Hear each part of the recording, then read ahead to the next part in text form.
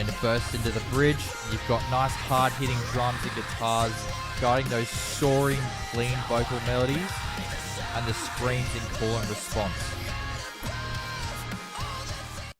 Hello, my friends. I'm Tate, and today we'll be doing another extraction session. This is for those that might be in the middle of writing new songs and need some inspiration as to how to level up the excitement, energy, and dynamics of them. For this session, we're going to be dissecting the track Lost Hills by Kingdom of Giants, if you've not already seen. It's a very impactful track, and for this one, focusing on extracting the third chorus and bridge to reveal how these sections of the song and the arrangement create a push-pull dynamic. And I'll play through it initially for you if you haven't heard of the track or band before as well. So here we go. Alone in your apartment, I'm drenched in memories, but your ceiling's always burning, and I'm made of gasoline.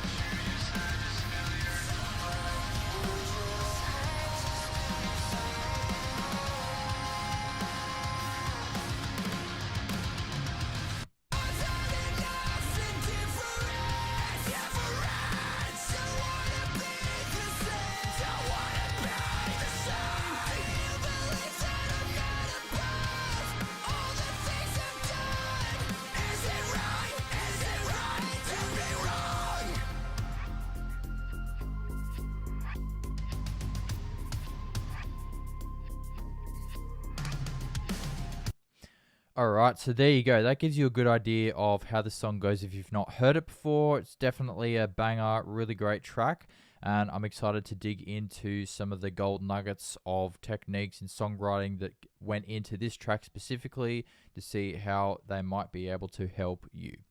So let's get into it. First of all, with this initial verse part, what you've got is the verse starts leading into that third chorus. Now, when that chorus transition actually happens, you'll notice that the verse beat actually stops, and this is just kind of leaving the first line of the vocals in the chorus to take the spotlight themselves, and this is creating a bit of pull and anticipation because the whole track stops. The drum beat stops. Everything just comes to a halt, and it's just the vocals, which obviously is going to create a bit of anticipation considering everything is just left gone and missing. Alone in your apartment, I'm drenched in memories, but your ceiling's always burning, and I'm made of gasoline. Then you've got the chorus that drops in.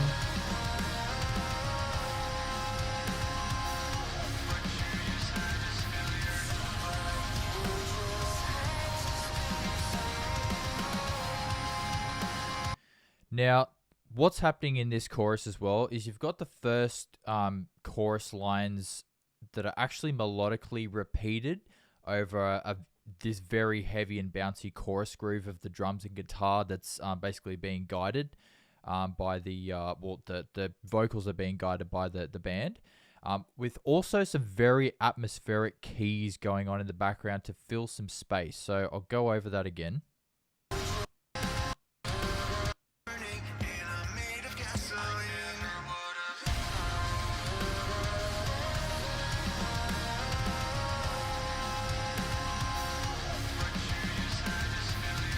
So you get those chorus lines melodically repeated. You can hear the keys in the background filling some space as well. Now I want to emphasize those keys because keys as a part of like production and you know any part of songwriting as well can sometimes be overlooked because they're just as, I guess, a minor part and not necessarily sticking out as much as drums or guitar and vocals might. But they can be a very important element of any song because sometimes you write a song, you've got it recorded, you're taking it through the process of production, but there might be some space that's not filled, that's just leaving the track feeling kind of empty. So keys like this or any sort of layers that you can throw in during songwriting or even during the later production stages can actually make a massive impact in just how full the track sounds, and how much of an impact it has on you, how much you actually like listening to it and enjoy the process of listening to it. So it's a very key thing to take note of with any track, specifically this one, because this one has a good example of it, but a lot of tracks also show this example. So to keep moving on, the second chorus line is also sung in the very last line of the chorus. It's sung, but it's not completed. Now, when it's repeated, then it's completed. I know there's a lot of rhyming going on there, but when it's the last line gets repeated for the last line of the chorus, and when it's done so, you have the very last word of that line that actually is sung, because in the first repetition of it, it's left out to kind of give an element of pulling you in, because you're not actually hearing the lyrics. You want to hear the lyrics, you want to sing along, but you're not getting them. So it kind of tugs at you a little bit as a listener. So see if you can hear that.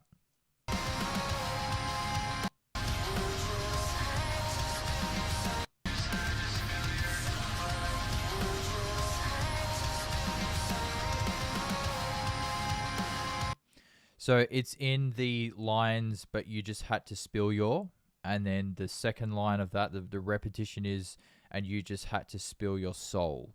So the soul word is missing on the first time around, but then the second time it's included to kind of give it to you before what comes next.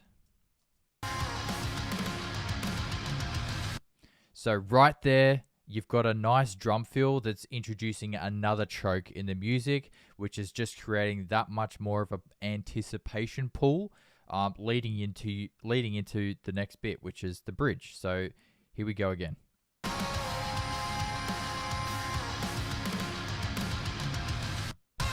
Then burst into the bridge. You've got nice hard-hitting drums and guitars guiding those soaring, clean vocal melodies, and the screams in call and response.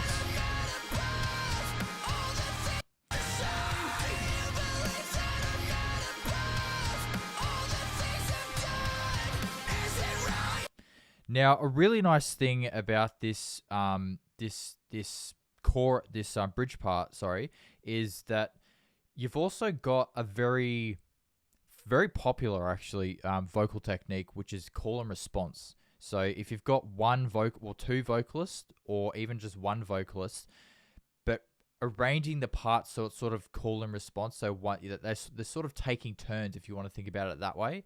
It can be a really effective way to just create some contrast in the vocal parts themselves. And these guys are doing it really well, especially because at reaching the climax of the bridge, you not only have the call and response coming in, but then you also have both the clean and the scream vocals coming in at the same time, really putting some pressure and pushing on that last line together, which is just, I guess, topping the climax of the bridge off that much more. Especially when there's some repetition in doing so. So let's go through that.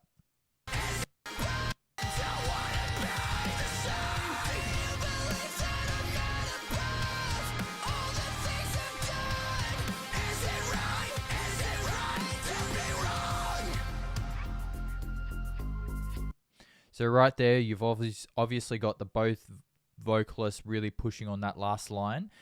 But another element here of, I guess, not completing the line until the following repetition of it is in the very last line. Is it right? Is it right to be wrong? So they're very subtle things, but if you pay attention to them, they actually have a massive impact. It can really draw you into any song if it's done right. Play that once more, just because it's great to listen to, obviously.